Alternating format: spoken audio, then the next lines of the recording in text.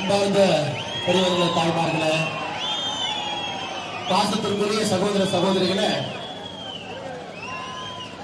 குழந்தைகளே, இளைஞர் பெருமக்களே, உங்கள் அனைவருக்கும் கூட என்னுடைய மரியாதை இழந்த மாலை வணக்கத்தை தெரிவித்து, ஐயா நீங்க அதிக நேரம் பேசக்கூடாது, மலையில் நீங்க இருக்கிறீங்க. நான் கூட இந்த வண்டியினுடைய முகப்புக்கு கீழ் நின்று கொண்டிருக்கின்றேன். மலையில் இருக்கிறீங்க, ஒரு முக்கியமான சாலை, அதை பிளாக் பண்ணி நம்ம நின்றுட்டு இருக்கிறோம். ஐயா அதிக நேரம் எடுக்காம இங்க வந்திருக்கக்கூடிய உங்கள் அனைவருக்கும் முதல் நன்றியை தெரிவித்துக் கொள்கின்றேன். காரணம், யாத்திரை தாமதமாக தொடர்ந்திருந்தாலும் கூட ஆரம்பத்திலிருந்து கடைசி வரை எண் மக்கள் யாத்திரையை நீங்கள் பங்கெடுத்து தமிழக மாற்றத்தின் பக்கம் இருக்கிறது. 2024 பாராளுமன்ற தேர்தலில் நம்முடைய பாரத பிரதமர் நரேந்திர மோடி அவர்கள் 3வது முறையாக தொடர்ந்து ஆட்சி கட்டளை அமர வைப்போம் என்று நீங்கள் உறுதி கொண்டிருக்கின்றனர். ஐயா 10 ஆண்டுகள் நாம் கண்டிருக்கக்கூடிய மாற்றம். 2014 ஆட்சிக்கு வந்த மோடி ஐயா 10 ஆண்டுகளை நீங்க பாருங்க. இந்த முறை பாரதிய ஜனதா கட்சி உங்களுடைய வாக்கை கேட்கும் பொழுது 10 ஆண்டுகள் நாம் என்ன செய்திருக்கின்றோம் என்று சொல்லிவிட்டு கேட்கின்றோம். ஐயா 2014 நம்ம ஆட்சிக்கு வரும் வரை யாரும் கூட ஏழை மக்களுடைய வீட்டினுடைய கதவை தட்டி, அண்ணே உங்களுக்கு கான்கிரீட் வீடு இருக்கா, அண்ணே உங்களுக்கு கழிப்பறை இருக்கா, அண்ணே உங்க வீட்டுல கேஸ் அடுப்பு இருக்கா, அண்ணே உங்க வீட்டுல வங்கி கணக்கு இருக்கு, எல்லாவற்றையும் தாண்டி விவசாய பெருமக்களா இருந்தா உங்களுக்கு கௌரவ நிதி கொடுக்கிறாங்க. யாரும் கூட கேட்கலீங்க. சுதந்திரத்திற்கு பிறகு 67 ஆண்டுகள் ஏழை ஏழை ஏழை என்று சொல்லி வாக்கு வங்கிகளாக அறுவடை செய்தார்களோ தவிர ஏழை மக்களுடைய முன்னேற்றத்திற்காக எந்த ஒரு ஆட்சியும் கூட பாடுபடவில்லை. அதை மோடி அவர்கள் 2014 நாம் ஆட்சிக்கு வந்த பிறகு கொண்டு வந்த திட்டங்கள் அனைத்தும் கூட ஏழை மக்களுடைய நலனை மையப்படுத்தி நம்முடைய ஆட்சி இருக்கிறது. 2014 19 வரை நம்ம ஆரம்பித்த திட்டங்களை பாருங்க. மோடி வீட்டு திட்டம், மோடி கேஸ் அடுப்பு திட்டம், மோடி கரண்ட் திட்டம், எந்த வீட்டுக்கு எதெல்லாம் இல்லையோ அனைத்தையும் மோடி ஐயா உங்களுடைய சகோதரனை போல, ஒரு தாய்மார்களுக்கும் சகோதரனை போல வீட்டிற்கு மத்திய அரசுடைய திட்டங்களை வீட்டினுடைய வாசலை கொண்டு வந்தார்கள். இன்னைக்கு தருமபுரி மாவட்டத்தை மட்டுமே 9 ஆண்டுகள் கழித்து நாம் திருப்பி பார்க்கும் பொழுது நம்மால் மிக பெருமையாக பேச முடியும். தருமபுரி மாவட்டத்தில் மோடி வீடு மட்டுமே 31,336 குடும்பங்களுக்கு மோடி வீடு 9 ஆண்டுகள் நாம் கொடுத்திருக்கிறோம். இலவச கழிப்பறைகளே இல்லாத இல்லங்களுக்கு சகோதரிகள் எவ்வளவு கஷ்டப்பட்டாங்க. 2014 முன்பு ஒரு சகோதரியும் கூட கிராம எந்திரிக்கிறதுக்கு 1 மணி நேரம் முன்னாடி சகோதரிகள் தெரிப்பாங்க இயற்கை உபதிக்காக. இன்னைக்கு கழிப்பறைகள் தருமபுரி மாவட்டத்தில் மட்டுமே 2,32,117 கழிப்பறை தருமபுரி மாவட்டத்தில் மட்டுமே கோடி கழிப்பறைகள் வந்திருக்கிறது.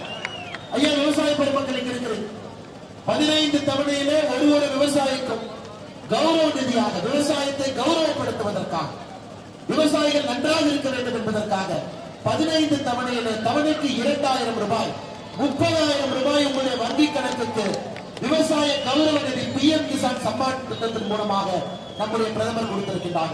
தர்மபுரி மாவட்டத்தில் மட்டுமே 1,84,000 விவசாய பெருமக்களுக்கு 6,000 ரூபாய் சம்மான் நிதி நாம் கொடுத்திருக்கின்றோம்.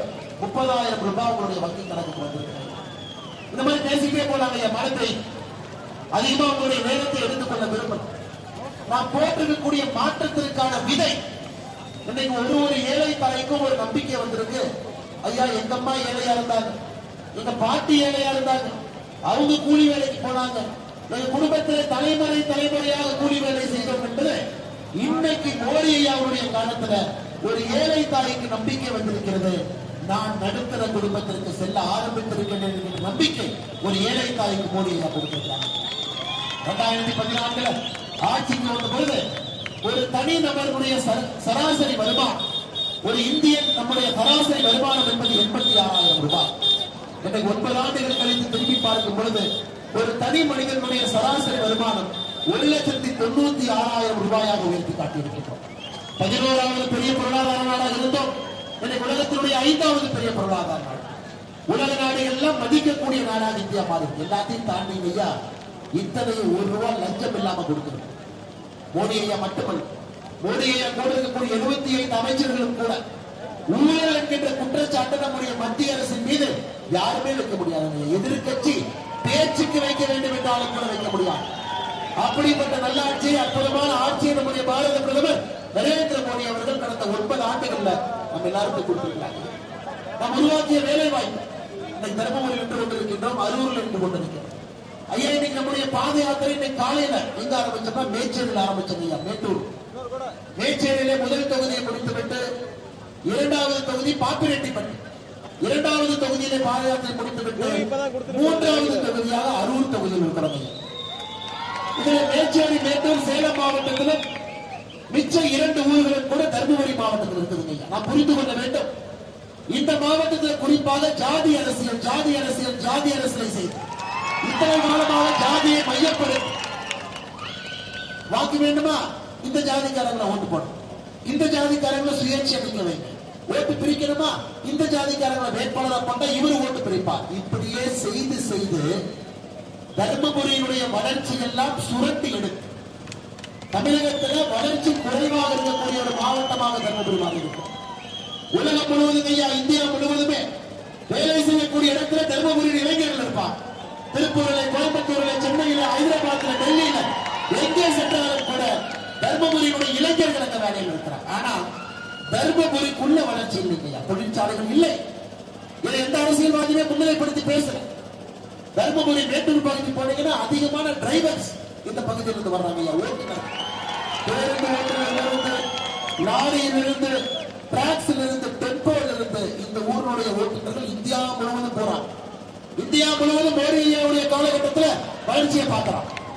அந்த வண்டி எங்கேயெல்லாம் பாரதிய ஜனதா கட்சியுடைய ஆட்சி இருக்கக்கூடிய இடத்திற்கு தர்மபுரியினுடைய லாரி ஓட்டுநர் செல்கின்றாரோ வளர்ச்சியை பார்த்துட்டு தர்மபுரி வர்றார்.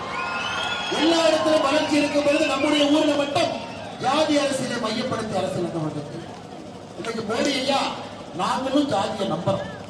ஆனால் நாம் நம்பக்கூடிய ஜாதி வேறு. நமக்கு பொறுத்தவரை மோடி ஐயாவை பொறுத்தவரை 4 ஜாதி இருக்கிறது ஐயா. ஏழை ஜாதி, பெண்கள் ஜாதி, இளைஞர்கள் ஜாதி, விவசாயிகள் ஜாதி. 4 ஜாதிகளை மட்டும் நம்பி நம்முடைய ஆட்சி நடந்து கொண்டிருக்கிறது. ஏழை என்கின்ற ஜாதி இருக்கக்கூடாது. அவர்களுக்கு திட்டத்தை எல்லாம் கொடுத்து நடுத்தர வசதிக்கு கொண்டு வர வேண்டும் என்று நினைக்கின்றோம். இளைஞர் ஜாதிக்கு எந்த விதமான ஊக்கமும் ஆக்கமும் தேவைப்படுகிறதோ அதை கொடுக்க வேண்டும் என்று நினைக்கின்றோம். குறிப்பாக நம்முடைய தாய்மார்களை மையப்படுத்தாங்க எல்லா திட்டமுமே நம்முடைய ஆட்சியில தாய்மார்களை, சகோதரிகளை மையப்படுத்தி நம்முடைய ஆட்சியில் விவசாய பெருமக்களுக்கு திட்டங்களை பாருங்க. நம்முடைய ஆட்சி வந்த பிறகு மண்வள அட்டை திட்டத்திலிருந்து, பயிர் காப்பீட்டு திட்டத்திலிருந்து, கௌரவ நிதியிலிருந்து அனைத்தும் கூட விவசாய பெருமக்களை மையப்படுத்தி நம்முடைய ஆட்சி நடத்தி கொண்டிருக்கிறது. ஐயா, நான் உங்கள்ட்ட ஒரே ஒரு விஷயத்தை மட்டும் கேட்க வந்திருக்கிறேன். இன்னைக்கு நம்முடைய ஸ்டாலின் ஐயா சொல்றாங்க, நமக்கு பிரதமர் அவர்கள் நரேந்திர மோடி வேண்டாம், நமக்கு இன்னொரு பிரதமரா வேண்டும் என்று சொல்றாங்க. கேட்டீங்களா? அதுதான் ஒரு கூட்டணி அமைத்திருக்கிறாங்க, இந்தி கூட்டணி. அந்த இந்தி கூட்டணியிலிருந்து நமக்கு ஒரு பிரதம மந்திரி வேண்டும் என்று சொல்கிறார். நான் உங்களுக்கு கேட்கிறேன் ஐயா, ஒரு நிமிஷத்திற்கு நம்ம நினைப்போம், சரி பிரதமர் மோடி அவர்களுக்கு பதிலாக அந்த இருக்கையில வேறு யாரை அமர்த்தலாம் என்று நீங்கள் சொல்லுங்க. லல்லு பிரசாத் யாதவ் அமர்த்தலாங்களா? லல்லு பிரசாத் யாதவ் அமர்த்தலாமா? ஊழல் செய்வதற்கென்றே அரசியல் இருப்பவர் லல்லு பிரசாத் யாதவ், அவர் இந்தி கூட்டணியில். மம்தா பானர்ஜி அமர்த்தலாங்களா? அவர் தமிழ்நாடு எங்க இருக்குன்னே தெரியாது மம்தா பானர்ஜி. அவர் அரவிந்த் கெஜ்ரிவால் வேண்டாம், சந்திரசேகர் ராவ் வேண்டாம். ஸ்டாலின் ஐயா அமர்த்தலாங்களா? ஸ்டாலின் ஐயா அமர்த்தலாமா? ஸ்டாலின் ஐயாவை அமர்த்துக்கு எல்லாத்துக்குமே இதயம் பக்கம் ஆயிடுச்சு. 31 மாசம் கஷ்டப்பட்டு வண்டி ஓட்டிட்டு இருக்கிறோம். நீங்க அரூருக்கு வந்து மைக் எடுத்து ஸ்டாலின் ஐயா பேரெல்லாம் சொல்றீங்க. ஐயா, பிரதமர் என்கின்ற நாற்காலிக்கு ஒரு தகுதியும் திறமையும் வேண்டும். அதற்கு அர்ப்பணிப்பு வேண்டும், நேர்மை வேண்டும், உழைப்பு வேண்டும். ஏழை மக்களை மையப்படுத்தக்கூடிய அரசியல் வேண்டும், விவசாயிகளை மையப்படுத்தக்கூடிய அரசியல் வேண்டும், அனைவரையும் சமமாக மதிக்கக்கூடிய அரசியல் இங்கே இருக்க வேண்டும். எல்லாவற்றையும் தாண்டி நம்முடைய தமிழ் இனத்திற்கும் தமிழ் கலாச்சாரத்திற்கும் மரியாதை கொடுக்கக்கூடிய தலைவர் அங்க இருக்க வேண்டும். இது அனைத்தும் இருக்கக்கூடிய இந்திய அரசியல் ஒரே தலைவராக நம்முடைய பாரத பிரதமர் நரேந்திர மோடி அவர்கள் இருக்கிறார். இத்தனை ஆண்டு காலமாக நம்முடைய கலாச்சாரத்திற்கு கிடைக்காத மரியாதை பாரத பிரதமர் நரேந்திர மோடி அவர்கள் வந்த பிறகு கிடைத்திருக்கிறார். பாராளுமன்றத்தினுடைய மைய கட்டிடத்திலே செங்கோல் ஆரம்பித்து தமிழ் மொழியினுடைய பெருமையை உலகெல்லாம் அறிய செய்கின்றார். திருக்குறளை அனைவரும் படிக்க வேண்டும் என்று சொல்லுகின்றார். உலகத்தினுடைய தொன்மையான மொழி நம்முடைய தாய்மொழி என்று பேசுகின்றார். அனைத்து குணங்களும் இருக்கக்கூடிய இந்தியாவுடைய ஒற்றுமையை மதித்து நாடு வளமாக இருக்க வேண்டும் என்று நினைக்கக்கூடிய பாரத பிரதமர் நரேந்திர மோடி அவரை தவிர அந்த நாற்காலிக்கு தகுதி இருக்கக்கூடிய நபர் இந்தியாவில் இல்லை. இந்திய கூட்டணியிலே எந்த ஒரு தலைவருக்கும் கூட அந்த நாற்காலியை அமர்வதற்கு தகுதி கிடையாது. யாருக்கும் இல்லை. குடும்பாட்சி, ஊழல் ஆட்சி இரண்டையும் மட்டும் செய்பவர்கள் இந்தி கூட்டணியில் இருக்கிறார். அதனால ஐயா நமக்கு இருப்பவர் ஒரே மோடி. உலகமே பார்த்து பொறாமைப்படக்கூடிய ஒரு தலைவர் நம்முடைய பாரத பிரதமர் நரேந்திர மோடி. ஆனால் அதிர்ஷ்டவசமாக மோடி நம்மோடு இருக்கின்றார், நம்முடைய கையில் இருக்கார், நம்முடைய மண்ணில் இருக்கார்கள். என்னுடைய அன்பார்ந்த வேண்டுகோள் உங்கள் அனைவருக்கும் அதிக நேரத்தை எடுக்கக்கூடாது. பேருந்து ஓட்டுநர் நடத்த நிற்கிறாங்க உள்ள எல்லாம்